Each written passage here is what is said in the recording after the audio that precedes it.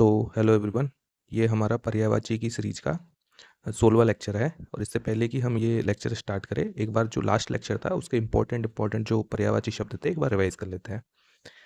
तो last time पे हमने बहुत इंपॉर्टेंट पर्यायवाची शब्द पढ़े थे, जिनमें से एक तो पराग के पर्यायवाची थे। ठीक है, और पराग के पर्यायवाची मैंने आपको कैसे समझाए थे कि भाई पराग क्या होता है। पराग एक्चुअली जो पुष्प होता है ना, उसके युग्मनज होते हैं, मेल युग्मनज। ठीक है, जिनको शुक्राणु भी बोल सकते हैं। तो पुष्प के जो है शुक्राणु होते हैं ये।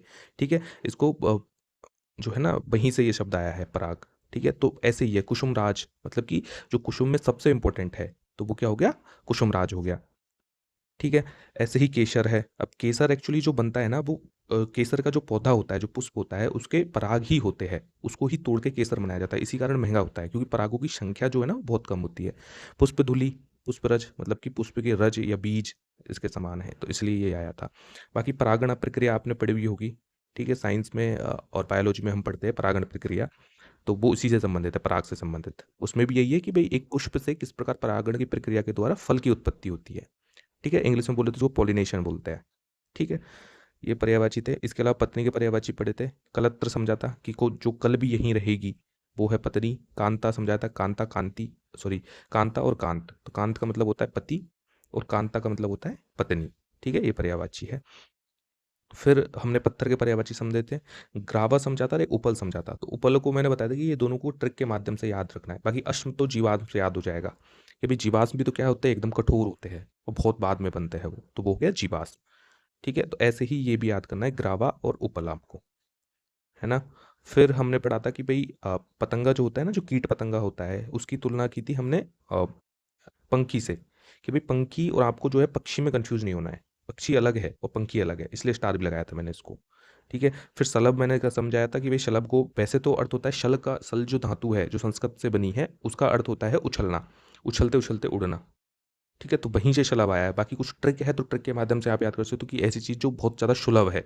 सुलभ मतलब कि मतलब आसानी से मिल जाती है, बरसातों में एकदम यूं ही पड़े रहते हैं। तो वो होते पतंगे। ठीक है, पक्षी के पर्यायवाची थे। द्विज मैंने बताया था, और आपको बोला भी था कि आप रिकॉल के माध्यम से इस चीज़ को याद करने की कोशिश करो कि द्विज क्या होता है। द्विज के 3 पर्यायवाची हमने पढ़े थे, मैं बता देता हूँ आज आपको। बहुत बार बता चुका हूँ क्योंकि हर बार आता है ये। ठीक है, एक तो ब्राह्मण को द्विज बोलते हैं, एक पक्षी को द्विज बोलते हैं, और एक जो दांत होता है उसको द्विज बोलते हैं। अब तीनों एक ही अर्थ में है कि 2 बार जन्म होना। तो ऐसा मानते हैं कि ब्राह्मण का 2 बार जन्म होता है। एक तो जब माँ के गर्भ से जन्म होता है वो जन्म है, और एक जब उनका उपनयन संस्कार होता है तो उनका जन्म होता है। ऐसे ही जो पक्षी है, तो पक्षी का 2 बार जन्म होता है। एक तो जब अंडा निकलता है तब, और एक अंडे से जब पक्षी निकलता है तब। ऐसे ही दांत है, आपने सुना होगा दूध के दांत आते हैं। ठीक है, तो सबके दूध के दांत आते हैं, उसके बाद वो टूट जाते हैं, फिर दोबारा दांत है, तो दांतों का भी 2 बार जन्म होता है, इसलिए द्विज बोला जाता है। ठीक है, फिर हमने पढ़ा था कि पंडित के पर्यायवाची कोविद था, और क्या था, विचक्षण तो हमने याद कर लिया था। विचक्षण कैसे याद कर लिया था कि विचक्षण मतलब विशिष्ट चीजों को देखने वाला, मतलब चीजों को देखकर उसका विश्लेषण करने वाला, मतलब किसी एक विषय में एकदम बुद्धिमान आदमी, तो वो है विचक्षण। ऐसे ही कोविद, मैंने बताया था कोविद आपको ऐसे ही याद करना है कि विदित से है। विद का मतलब विदित, तो जिसको विशेष ज्ञान हो किसी चीज का, वो है कोविद। अगुआ नेता को बोलते हैं। ठीक है, नीरवता में बताया था कि रव का मतलब क्या होता है, ध्वनि, और रवता मतलब कि आवाज। तो नीरवता मतलब कि बिना ध्वनि के एकदम स्तब्ध रह जाना, खामोश रह जाना, खामोशी। ठीक है, नियति, नियति क्या होती है, नियति वही हमारा भाग्य, प्रारब्ध। ये मैंने बताया था कि कर्मों के टाइप होते हैं बहुत सारे। प्रारब्ध कर्म होता है, संचित कर्म होता है, संचयमान कर्म होता है। तो उनमें से प्रारब्ध कर्म वह कर्म है जिसके फल जो है हमें मिलना आरंभ हो चुके हैं अभी। ठीक है, फिर क्या पर्यायवाची थे, नाभिक के पर्यायवाची हमने पढ़े थे कि भाई केबट, खेवैया, खेबट, अब ये तो आपको याद हो जाएंगे। उसके वाला बाद में हमने तारक, तारक कैसे था कि तार लगाने वाला। और झीवर जो है उसका ही तद्भव रूप क्या था, धीवर। तो झिंबर, तो झिंबर को कैसे याद कराया था कि भाई जो झींगा का मालिक है, जो झींगा पकड़ता है, झिंबर। ठीक है, वो ऐसे याद किया था। फिर सुकानी भी कैसे याद किया था कि जो कभी सूखता नहीं है, सूखा नहीं। ठीक है, तो ये ट्रिक थी, कोई उत्पत्ति का आधार पे नहीं था। ये हमने ट्रिक के माध्यम से याद किए थे कि झींबर और सुकानी। नाब का था कि भाई बेड़ी क्यों बोलते हैं नाब को, बेड़ी इसलिए बोलते हैं कि जो पहले जमाने में जो नाब बनाई जाती थी वो बेड़ियों के माध्यम से बांध कर बनाई जाती थी, इसलिए बेड़ी बोलते हैं। फिर नारी के पर्यायवाची पढ़े थे कि भाई कामिनी, भामिनी, रमणी है, बनीता। अब बनीता से रिलेटेड मैंने आपको एक दोहा भी बताया था जो अलंकारों के लिए बहुत फेमस है कि भूषण बिना ने विराजती, कविता बनीता मित, इस तरह से कोई दोहा था। ठीक है, नारद के पर्यायवाची हमने पढ़े थे, देवर्षि, देवल। ठीक है। अब इसमें बाकी चीज़ें जो आपको यहीं से ही याद हो गई थी, ब्रह्मा से संबंधित क्योंकि ब्रह्मा के पुत्र थे, ये सारी चीज़ें थी। वीणा पाणी भी आपको ध्यान है, ठीक है। देवश्रुत और देव गंधर्व, ये दोनों एक ही सेंस में थे, देवताओं द्वारा सुना जाने वाला और देवताओं को गायन प्रदर्शन करने वाला। गंधर्व का मतलब गायन प्रदर्शन करने वाला। अब देखो, गंधर्व का मतलब एक घोड़ा भी होता है, हमने पर्यायवाची पढ़ा था। गंधर्व का क्या है, घोड़ा अर्थ है, ठीक है। इसको गंधर्व से आपको कंफ्यूज मत करना, एक गंधर्व भी है, ठीक है। गंधर्व का मतलब है गधा, ठीक है। और गंधर्व मतलब घोड़ा, और गंधर्व मतलब गायक भी होता है, ठीक है। तो ये कल के कुछ इंपॉर्टेंट पर्यायवाची शब्द थे जो हमने रिवाइज कर लिए। अब ना कुछ देरी किए, आज के जो लेक्चर है वो स्टार्ट करते हैं, क्योंकि एक तो थोड़ा लेंदी है और इंपॉर्टेंट शब्द भी है थोड़े थोड़े। देखो, उत्कर्ष, उत्कर्ष मतलब कि ऊंचाई तक पहुंचना, कि कोई चीज़ की ऊंचाई तक पहुंचना, ठीक है। तो उत्थान, उद्धार, उन्नति, निखार, परिमार्जन। परिमार्जन का वैसे अर्थ क्या होता है, शुद्ध होना, शुद्धता, या फिर शुद्धिमानता, मतलब शुद्ध होना, परिमार्जन, ठीक है। परिशुद्धि, शुद्धि, संधान, परिष्कार, संशोधन, संस्कार, सुधार और सफाई। तो ये तो आपको पता ही होंगे। अब देखो, परोक्ष और प्रत्यक्ष, इनमें ज़्यादा आपको कुछ याद नहीं करना, ये दो चीज़ें इंपॉर्टेंट है जो याद करनी है, अगोचर और दृष्टिगोचर। गोचर का मैंने पहले ही बता दिया, गोचर का मतलब क्या होता है, जो गो का मतलब होता है इंद्रिया, इंद्रियों के सेंस में आता है। तो गोचर, चर मतलब इंद्रियों से देखे जाने वाली कोई चीज। तो दृष्टिगोचर मतलब कि प्रत्यक्ष है, और अगोचर इंद्रियों से नहीं देखे जाने वाली चीज, वो होती है परोक्ष चीज। ऐसे ही तिरोहित और तिरोभूत इसके आते हैं। अब मैंने आपको पहले भी बहुत बार बता चुका हूँ, विलोप शब्द जो हमने पढ़े थे उस टाइम भी बताया था कि तिरो का मतलब क्या होता है। तिरो का मतलब होता है छिपा हुआ, ठीक है। तो वहीं से है, परोक्ष चीज कोई छिपी हुई होती है, तो तिरोहित और तिरोभूत। अब मुझे ना इनके विलोम शब्द बताओ, ये भी मैं बहुत बार बता चुका हूँ कि तिरो का उल्टा क्या होता है। और ये इंपॉर्टेंट है क्योंकि बार बार जो है एग्जाम्स में आता है कि तिरो का उल्टा क्या होता है ना। पर्याप्त, पर्याप्त तो है काफी, बहुत, भरपूर, यथेष्ट, विपुल। अब विपुल याद करना है बस इसमें। वैसे तो बहुत बार सुना ही होगा कि काफी सारे बंदों का नाम होता है विपुल, ठीक है। तो हमको पता रहता है विपुल का मतलब होता है पर्याप्त। तो अब ऐसे याद कर लो कि विपुल नाम के ना मतलब दिख ही जाते हैं बहुत सारे लोग। तो ये पर्याप्त के सेंस में है कि पर्याप्त मात्रा में विपुल नाम पड़ा हुआ है, तो ऐसे, ठीक है। पलाश, अब पलाश क्या है, पलाश एक्चुअली एक वृक्ष है, सॉरी वृक्ष नहीं है, हाँ वृक्ष है। और वृक्ष का जो पुष्प होता है उसको पलाश बोलते हैं, ठीक है। और उस वृक्ष का नाम भी पलाश ही है। बड़ा सुगंधित रेडिश कलर का जो है ये वृक्ष होता है। अब इसको कैसे याद करोगे, क्योंकि इसके सारे ही पर्यायवाची थोड़े ना अटपटे से है, ठीक है। तो इसको हम ना एक ट्रिक के माध्यम से याद करेंगे।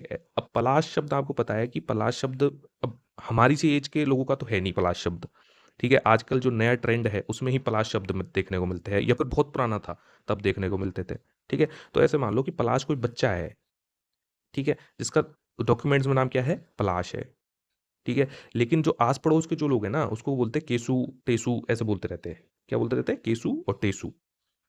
तो उसकी माता कहती है, भाई किम किम क्या क्या बोलोगे इसे, ये इसका नाम पलाश है, कोई टेसु, केसु टेसु नहीं है, ठीक है। तो उसकी माँ क्या बोल रही है कि इसका नाम पलाश है, कोई केसु टेसु नहीं है। किम केशु किम टेशु, ऐसे याद कर लो आप कि क्या टेशु, क्या केशु, क्या टेसु, किम केशु क्या टेसु, इसका नाम पलाश है। ये पूरी ट्रिक है, किम केशु किम टेशु, इसका नाम तो पलाश है, ऐसे। तो ये आपकी ट्रिक हो गई जिसके माध्यम से आप इसको याद कर सकते हो, ठीक है। पल्लव, अब पल्लव क्या होते हैं, जो पत्ते होते हैं वही होते हैं। तो किसले बोलते हैं, देखो अब किसले आपको याद करना है। कोमल, पत्ती, पर्ण और पात पता है एक्चुअली। किसले जो होता है ना, वो कोमल जो पत्ते होते हैं, जो नए नए एकदम पत्ते खिलते हैं, कोमल जिसको बोलते हैं, तो वो किसले होते हैं, ठीक है। तो ऐसे याद कर लो कि पल्लव मतलब कि किसले। इसको ऐसे भी याद कर सकते हो एकदम लय में जो चीज होती, कौपल निकलती है जब पल्लव निकलते हैं तो एकदम लय में तो निकलते हैं सारे के सारे। ऐसा लगता है जैसे कोई मान लो गाना गा रहा हो, जब हवा चलती है थोड़ी थोड़ी उनमें, ठीक है। तो एकदम लय में जो है ना हिलते हुए थोड़े छोटे छोटे जो पत्ते होते हैं वो दिखाई देते हैं, तो किसले। तो ये आपको याद करना है। ऐसे ही पल्लवी, पल्लवी का मतलब होता है पल्लवों से युक्त। एक तो पल्लव है, पल्लव का मतलब पत्ते, पल्लवी मतलब कि पल्लवों से युक्त मतलब पत्तों से युक्त। तो पत्तीदार, परिणित, पर्णी, पर्णीय, पलाशी, ठीक है। और शस्यपूर्ण, शस्य श्यामलम, ठीक है। और सैपल्लव। अब देखो गुंजार आपको ऐसे ही याद करना है, ठीक है। अब गुंजार शब्द कहाँ से आया कि जो नए नए पत्तों से युक्त जो पौधा होता है ना, तो नई नई कोपलें खिलती है।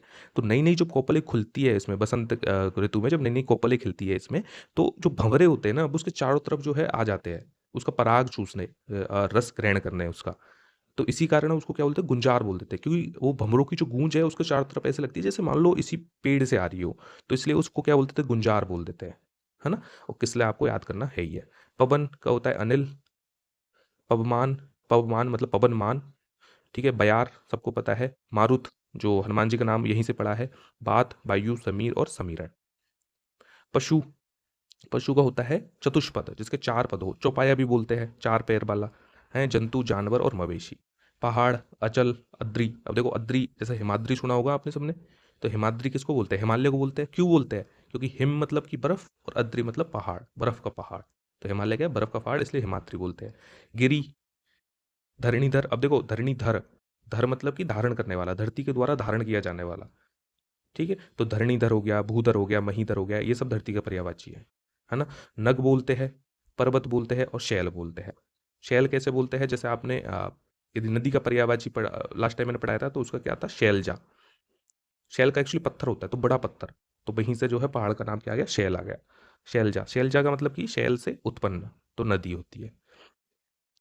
पान, पान जो खाने वाला पान होता है, तो उसको क्या बोलते हैं? तांबुल। सिर्फ, ठीक है, क्या बोलते हैं? तांबुल। अब तांबुल जो है ना, पान के जो पत्ते निकलते हैं उस वृक्ष का नाम होता है, क्या होता है? तांबुल। तो वहीं से ये आया है। और नागबेल, जिस बेल में वो पत्ते लगते हैं उसको बोलते हैं नागबेल।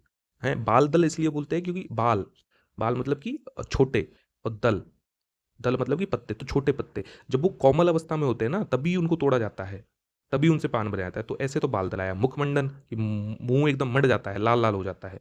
ठीक है, तो मुखमंडन हो गया। मुखभूषण, ऐसे मानते थे कि भाई पहले जो पान खाता है वो बहुत रईस आदमी है, तो मुख का भूषण मानते थे, आभूषण की तरह पान को, है ना। नागबेल उस बेल का नाम है जहाँ उगती है। तांबुल उसी बेल का दूसरा नाम है, ठीक है, जहाँ पे ये उगाई जाती है, क्या पान उगाया जाता है। तो तांबुल और नागबेल याद हो जाएगा आपको ये। बाकी ये मैंने बताई दिए। और नागबेल तो याद हो जाएगा, और तांबुल को आप रट लीजिए कैसे भी, क्या भाई तंबू के लोग खाते हैं, है ना। किसी भी तरह से आप रट लीजिए इसको। पार्वती, अब अर्पणा, गिरिजा, गिरिजा तो है ही है। गिरिजा मतलब कि पर्वतों से जन्मी हुई। ऐसे शैलसुता मतलब पर्वतों की पुत्री। शैलजा, सेम पर्वतों से जन्मी हुई, है ना। गौरी बोलते हैं, दुर्गा बोलते हैं, भवानी बोलते हैं, शिवानी बोलते हैं। अब देखो अपर्णा क्या है? अपर्णा भी पार्वती का ही नाम है। और क्यों बोलते हैं? अपर्णा का अर्थ होता है अपर्णा। पर्ण मतलब होता है पत्ते, या फिर भोजन के सेंस में लेते हैं, क्योंकि पहले पत्ते ही खाया करते थे, शाकाहार, फल, मतलब फल पत्तों से रिलेटेड वही चीज़ें खाया करते थे ज़्यादातर। तो अपर्णा, जो पत्ते ग्रहण नहीं करती हो, मतलब कि जो तपस्या करती हो, घनघोर तपस्या करती हो, वो होगी अपर्णा। उसका नाम है अपर्णा, जो घनघोर तपस्या करती हो। तो वहीं से आया है अपर्णा शब्द। तो पार्वती माता जो है पहाड़ों पे जन्मी थी और वो तपस्या करती थी, तो इसलिए उनका नाम क्या पड़ गया? अपर्णा, अपर्णा पड़ गया।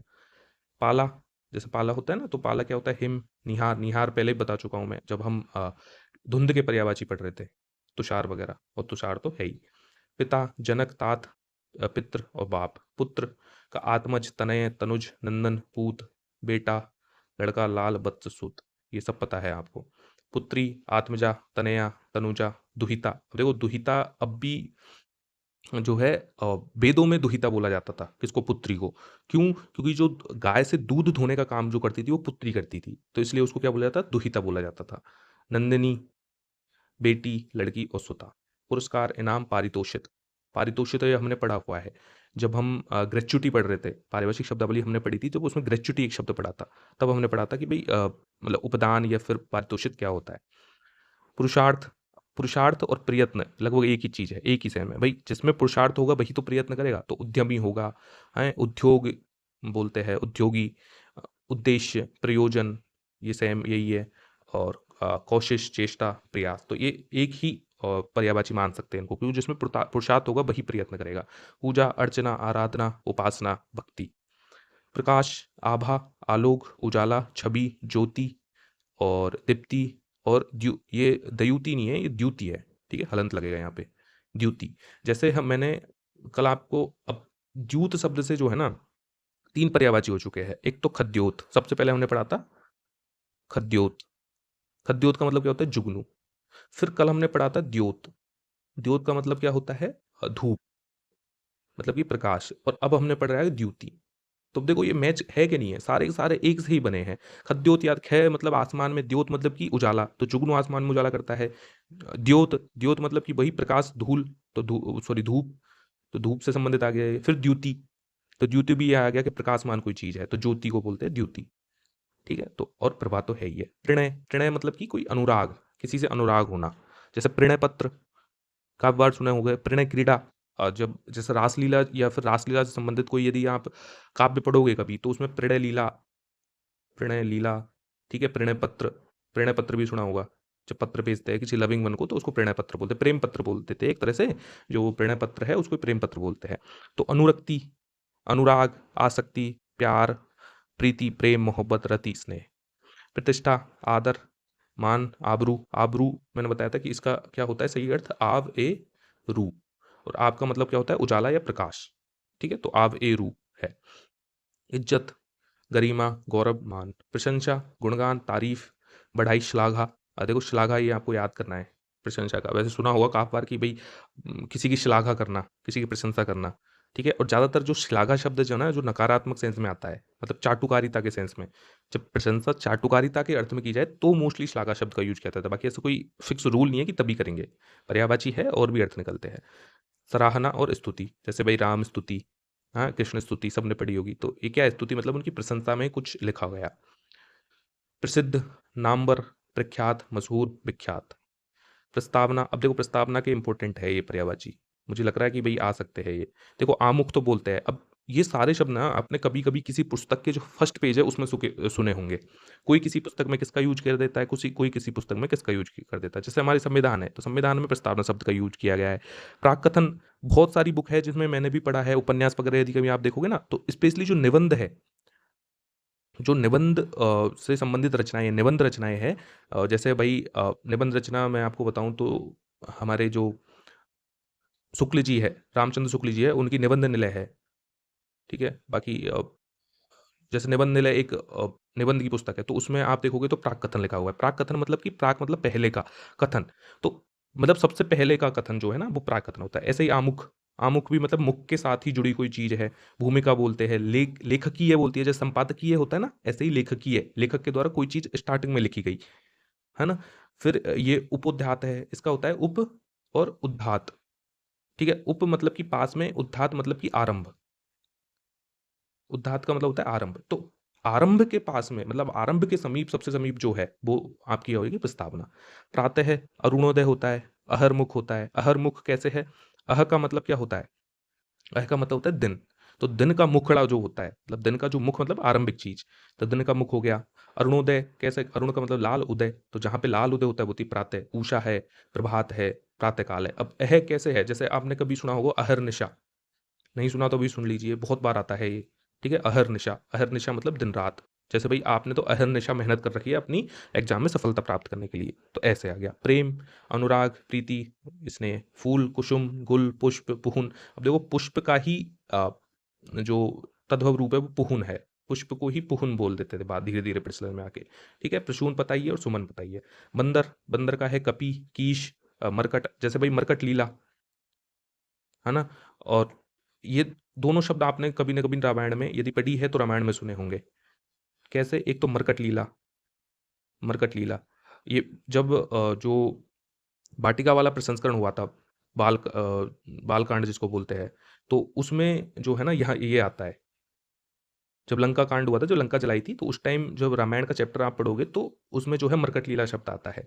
ऐसे ही कीशकुल, कीशकुल, कीशकुल मतलब बानरों का कुल, तो ये भी शब्द आता है। जब युद्ध लड़ने राम भगवान जा रहे थे तो बानरों के कुल को दर्शाने के लिए कीशकुल शब्द है, तो कीश भी वही है और मरकट भी वही है ना। बानर है। और शाखा मृग, शाखा मृग मतलब कि मृग मतलब कि हिरण, और शाखा, शाखाओं पे चलने वाला हिरण, तो बंदर क्या है, शाखाओं पे तो डोलता है इधर उधर। इसके अलावा हरि, है ना, हरि तो है ही है। अब हरि देखो बहुत सारे लोगों के पर्यायवाची है। हरि एक तो भगवानों को तो बोलते ही है, विष्णु हो गया, राम भगवान हो गए, कृष्ण भगवान को भी हरि बोल देते हैं। इसके अलावा हरि जो है किसका पर्यायवाची और है, हरि है सिंह का पर्यायवाची है, सिंह को भी हरि बोल देते हैं, और बानर का तो है ही। तो ये सारे पर्यायवाची है। बकरी, बकरी का है अजा, छागी, छेड़ी, छेरी। छेड़ी तो हमारे छेड़ी नहीं बोलते, तो छेड़ी पूर्वी राजस्थान में, पश्चिमी राजस्थान सब जगह बोली जाती है छेड़ी तो, ठीक है। अजया और अजा, है ना, ये पर्यायवाची है। तो छेड़ी से ही आप छागी याद कर लो कि भाई छेड़ी है और छागी एक ही तरह से राइम कर रहे, तो वहां से छागी आ जाएगा। भाई छागी भी बहुत सारे जगह पे बोलते हैं, पर इतना कॉमन नहीं है जितना छेड़ी है। छेड़ी तो बहुत जगह बोलते हैं, ठीक है। बचाव, बचाव का मतलब कि बचाव का होता है त्राण, प्रतिरक्षा और रक्षा। जैसे त्राणकर्ता नहीं बोलते, रक्षा करता, जैसे भगवान को क्या बोलते हैं, त्राणकर्ता, रक्षा करने वाला और हिफाजत करने वाला। तो ये आज के पर्यायवाची शब्द थे। ठीक है, इंपॉर्टेंट पर्यायवाची शब्द थे। आई होप आपने अच्छे से पढ़े होंगे और नोट्स के माध्यम से आप लिख रहे होंगे। तो अब कुल मिला के आई थिंक 3 या 4 क्लासेस हमारी बची है और हमारे पर्यायवाची शब्द समाप्त हो जाएंगे। मैं बता देता हूँ कि इससे पहले हमने जो है एक तो विलोम शब्द कंप्लीट कर लिए थे, हमने पारिभाषिक शब्दावली कंप्लीट की थी, जो इंपॉर्टेंट इंपॉर्टेंट और ये बहुत ज़्यादा जो है जिससे डर लगता है लोगों को, वो टॉपिक जो पारिभाषिक शब्दावली वो कंप्लीट कर चुके थे। और एक पर्यायवाची भी ऐसा ही टॉपिक है कि यार इतने सारे कहाँ से पढ़ेंगे, तो वो भी हम बहुत अच्छे से एकदम समझते हुए जो मूल शब्द है उनको निकालते हुए हम जिन चीज़ों को पढ़ रहे हैं, और जहाँ मूल शब्द नहीं है तो वहाँ पे हम क्या है किसी और शब्द से जोड़ के देख रहे हैं इनको, ताकि कैसे न कैसे अर्थ निकल सके जो शब्द हमको याद है उससे। और यदि वो भी नहीं है तो फिर हम ट्रिक के माध्यम से याद कर रहे हैं। मतलब मेरा उद्देश्य यही है, class with in the class आपको जो है चीज़ रिमेंबर हो जाए, यही उद्देश्य है। और आई थिंक मैं इसमें सफल हो रहा हूँ यदि आप अच्छे से लेक्चर देख रहे हो तो। ठीक है, क्योंकि मैं भी तो पढ़ता हूँ इन चीज़ों को, जैसे आपको पढ़ा रहा हूँ तो मैं भी पढ़ रहा हूँ, तो भाई मुझे तो याद हो रही है इसी तरह से चीज़ें, तो आई होप कि आपको भी याद होनी चाहिए। ठीक है, तो ये आज का लेक्चर था, पर्यायवाची सीरीज का 16वां लेक्चर था। तो मिलते हैं अगले वीडियो में, तब तक के लिए थैंक यू।